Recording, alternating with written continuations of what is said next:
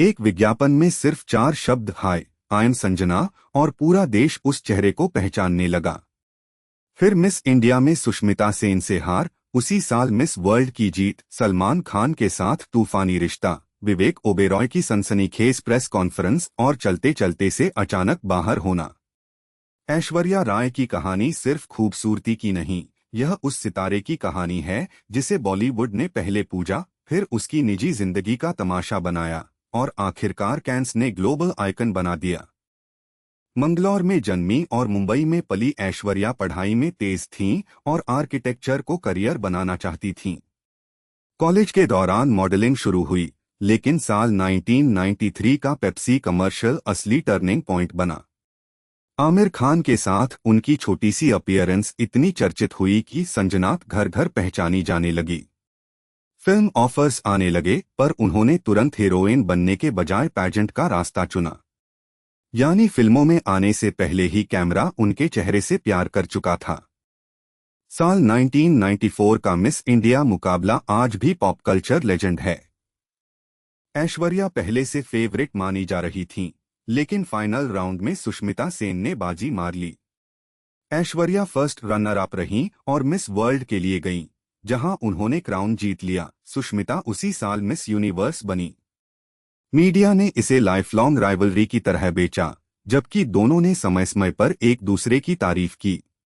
असली गॉसिप यह नहीं कि कौन किससे जलता था, असली ट्विस्ट यह था कि एक ही साल में 2 भारतीय विमेन ने दुनिया के सबसे बड़े पेजेंट्स जीतकर इतिहास बदल दिया।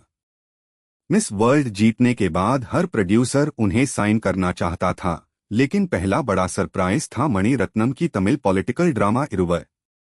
हिंदी डेब्यू और प्यार हो गया नहीं चला और क्रिटिक्स ने जल्दी फैसला सुना दिया, चेहरा खूबसूरत है, एक्टिंग कितनी है। फिर साल 1999 में संजय लीला भंसाली की हम दिल दे चुके सनम आई।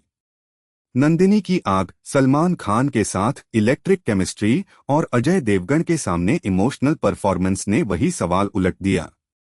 अब गॉसिप ब्यूटी पर नहीं, सलमान और ऐश्वर्या की रियल लाइफ केमिस्ट्री पर था। ताल, मोहब्बतें और फिर देवदास ने ऐश्वर्या को टॉप लीग में पहुंचा दिया। पारो के रूप में उनकी ग्रैंड एंट्री और माधुरी दीक्षित के साथ डोला रे डोला आज भी आइकॉनिक है।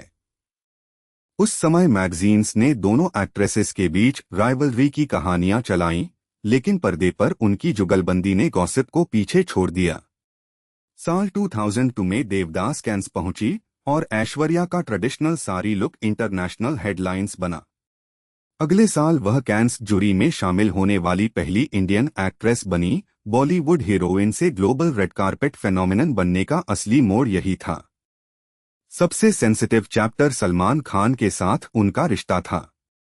साल 2002 में ऐश्वर्या ने सार्वजनिक बयान देकर रिश्ता खत्म किया और सलमान पर वर्बल, फिजिकल और इमोशनल अब्यूज, इनफिडेलिटी और इंडिग्निटी के आरोप लगाए।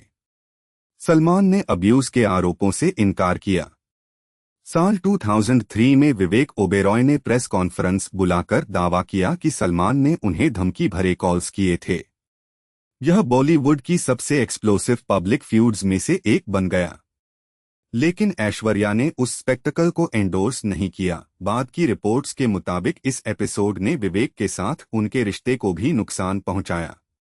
आरोप, इनकार और मीडिया ट्रायल तीनों ने उनकी निजी जिंदगी को नेशनल एंटरटेनमेंट बना दिया।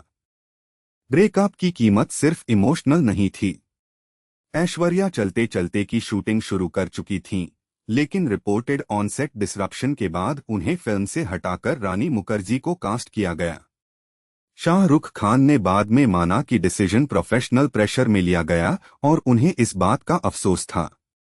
ऐश्वर्या ने यह भी कहा कि कई प्लान्ड फिल्म्स बिना एक्सप्लेनेशन उनके हाथ से निकल गईं। इंडस्ट्री गॉसिप ने इसे कैंप पॉलिटिक्स कहा, उनके करीब रहे लोगों ने इसे अबैंडनमेंट बताया। यह वह दौर था जब बॉलीवुड ने स्कैंडल पैदा करने वाले पावरफुल मैन से ज्यादा आसान टारगेट उस वुमन को बनाया जिसकी जिंदगी स्कैंडल से प्रभावित हुई थी। अभिषेक बच्चन के साथ ऐश्वर्या ने कई फिल्म्स की, लेकिन रोमांस उमराव जान, धूम 2 और गुरु के दौर में गहरा हुआ।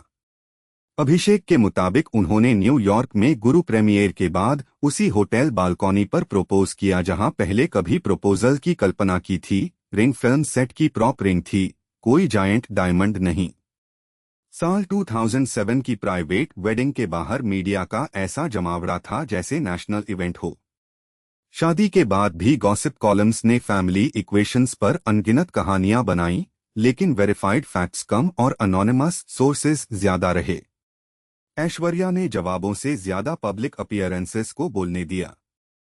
शादी और मदरहुड के बाद ऐश्वर्या की हर चॉइस पर माइक्रोस्कोप लगा रहा। वजन, कैंस, गाउन्स, लिपस्टिक, फिल्म्स की कमी, हर चीज हेडलाइन बनी।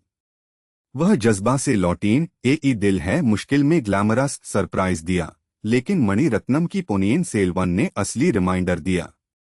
नंदिनी के कंट्रोल्ड एंगर और मिस्ट्री ने साबित किया कि उनकी सबसे बड़ी ताकत सिर्फ ब्यूटी नहीं, स्टिलनेस और स्क्रीन कमांड है। जिस इंडस्ट्री ने कभी पूछा था क्या वह एक्टिंग कर सकती हैं, उसी इंडस्ट्री ने दशकों बाद उनके एक लुक और आधी मुस्कान पर पूरी सीन्स लिखीं। ऐश्वर्या राय की जर्नी में क्राउन है, ब्लॉकबस्टर है, हार्ट ब्रेक है और वह गॉसिप भी है जिसे बॉलीवुड आज तक रिसाइकल करता है। लेकिन सबसे दिलचस्प बात यह है कि उन्होंने हर कंट्रोवर्सी का जवाब प्रेस कॉन्फ्रेंस से नहीं दिया।